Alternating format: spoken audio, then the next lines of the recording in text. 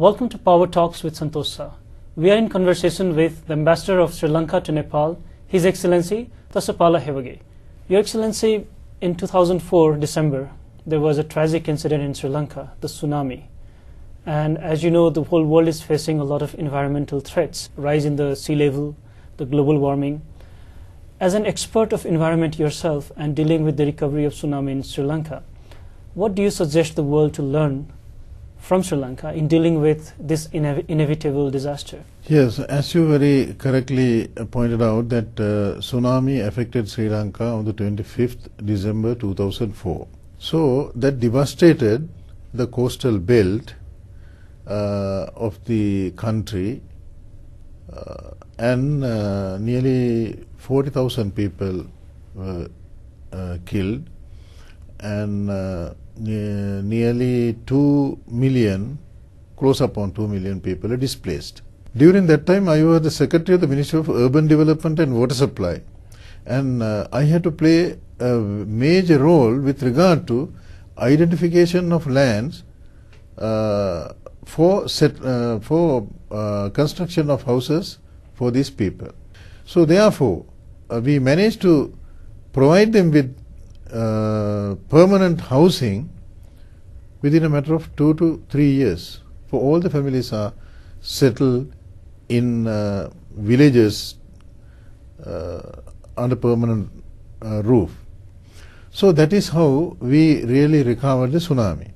But now, when you look at from the environmental point of view, and the coral reefs, they damage the coral reefs, and they damage the coastal vegetation. When I was Secretary of the Ministry of Environment and Natural Resources, so there was a education program for requesting these people not to damage coral reef, and it will be definitely harmful to them, because it's a quick money, I mean, you remove coral reefs and then sell it to the tourists, you see. It's a very quick money. But the damage that was done is irrecoverable. What I can say is that I think you have to work as a team in such an occasion. Leave out all your differences, political or otherwise, and you have to work as a team. The political leadership is definitely very, very important, but more than that, the community to work as a team to recover and look after the displaced people is very, very important. When you were in school and in college, you were a very bright student. At the age of 17, you entered college, and you joined the civil service in early 20s. What inspired you to join the civil service, despite the fact that you were such a bright student? And normally in South Asia, that's not the trend. Well, of course, I have studied from the college through various scholarships that have been provided by the government. I come from a village.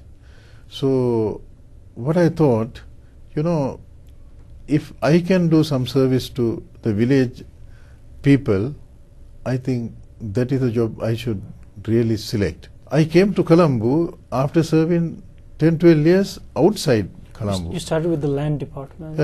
Exactly. District land officer in a district called Monaragala. That is a very, very remote village. Even the services, including bus transport service, communication services, were very limited. I'm referring to 1970s, 1973. Then also I served in Rajangana, that is Anuradhapura district. We would have probably heard about the ancient ruins and so on. But I was in again another remote settlement scheme. Those were the places which I worked. I really enjoyed working in those places, and then only I had to come to Colombo because at the request of my head of department, and that is how we started our career. You have served the civil service of almost 4 decades. Based on your expertise, when I look at the Sri Lanka, it has every resources and potential to become an economic leader in South Asia. Why has not Sri Lanka become an economic leader in South Asia? Yes, actually, if you look at the Sri Lankan economic situation, I would say that it is promising. rate of economic growth is around 6.5%, and actually it went up to 7%, and now the country wants to keep it up at the 7.5% for this year. So it is not bad compared to the terrorist issue that we are facing. But if you look at other areas like the tourism and industrial development and so on, I would say that it is promising. Then the other one is the industrial zones that we have under the Board of Investment. Last year, the foreign direct investment to the country was nearly 850 million US dollars. So this year target is $1 billion US dollars. Therefore, I would say that it is not that bad, but I agree that it could have been much more, and Sri Lanka would have been actually hub of economic activities if we really didn't have this terrorist problem in the country. Your Excellency, we'll talk more about Sri Lanka and Nepal relations after a short break. Stay with us.